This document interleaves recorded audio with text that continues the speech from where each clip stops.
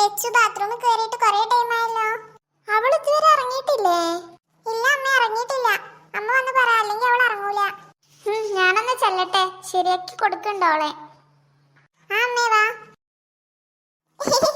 അവരെല്ലാരും എന്നെ മറന്നെന്നാ തോന്നുന്നത്. അവരെല്ലാവരും ഞാൻ കുളിക്കാന്നൊക്കെ വിചാരിക്കണേ. സ്കൂളിന്റെ സമയം കഴിയണ വരെ ഇവിടെ തന്നെ ഇരിക്കാം. എടി ലച്ചു, നീ ബാത്റൂമിൽ എത്ര നേരം ഇരിക്കുന്നു ഞാനൊന്ന് നോക്കട്ടെ. നീ പുറത്തു വന്ന എപ്പോഴാണെങ്കിലും ഞാൻ നിന്നെ സ്കൂളിൽ പറഞ്ഞയക്കും. വേഗം ഇറങ്ങ്. ഈ ചേച്ചിയെ കൊണ്ട് ഞാൻ തോറ്റല്ലോ. എല്ലാതും അമ്മയോട് പോയി പറഞ്ഞു കൊടുക്കും. ഞാൻ കാണിച്ചു കൊടുക്കുന്നുണ്ട് ഓക്ക്. ഷടാ, ഇന്നത്തെ ദിവസം കൊളായിന്നാ തോന്നുന്നേ.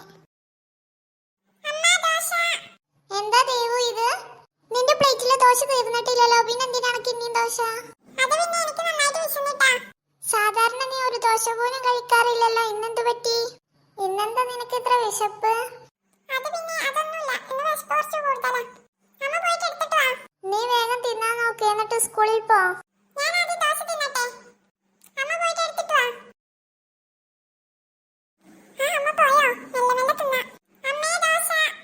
ഈ പെണ്ണിനെ കൊണ്ട് തോറ്റു. ഒന്ന് കഴിഞ്ഞിട്ടില്ല, അപ്പത്തേനും അവൾക്ക് അടുത്തത് വേണം. എന്നാ കഴിക്ക്. ഇതൊക്കെ കഴിഞ്ഞിട്ട് എണീക്കാൻ വൈകിട്ടോ, ഫുള്ള് കഴിക്ക്.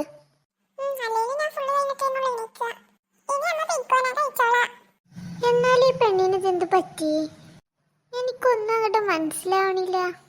എന്നാലിപ്പോ എന്തായിരിക്കും? ഇനിയിപ്പോ സ്കൂളിൽ പോവാതിരിക്കാനുള്ള കള്ളത്തരാണോ? എടി ലച്ചു, നിന്റെ കഴിഞ്ഞില്ലേ? കഴിഞ്ഞിട്ട് വേഗം സ്കൂളിൽ പോവാൻ നോക്ക്.